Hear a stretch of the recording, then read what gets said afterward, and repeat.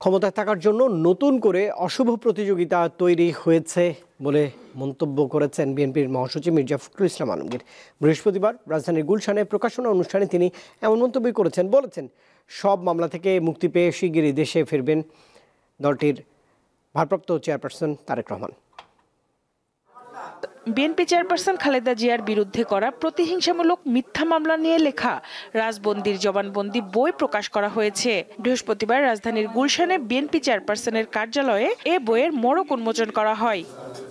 অনুষ্ঠানে বিএনপি মহাসচিব বলেন, ক্ষমতায় টিকে থাকার জন্য অসুস্থ প্রতিযোগিতা শুরু হয়েছে। এখন যেটা শুরু হয়েছে এটাকে আমি মনে করি এতটুকু সুস্থ ব্যাপার না, অসুস্থ একটা প্রতিযোগিতা শুরু হয়েছে ক্ষমতায় টিকে থাকবার জন্য।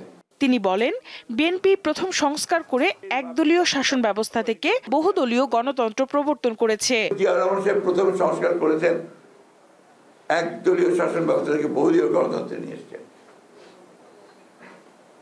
গ্রেটেস্ট সংস্কার, উনি পুরো কাঠামো পরিবর্তন করে দিয়েছেন।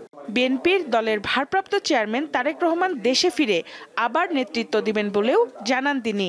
ভারপ্রাপ্ত চেয়ারম্যান সাহেব তিনি মুক্ত হবেন অল্প দিনের মধ্যে পুরোপুরি কেস থেকে। সঞ্জিদা প্লাবনী, দীপ্ত সংবাদ, ঢাকা।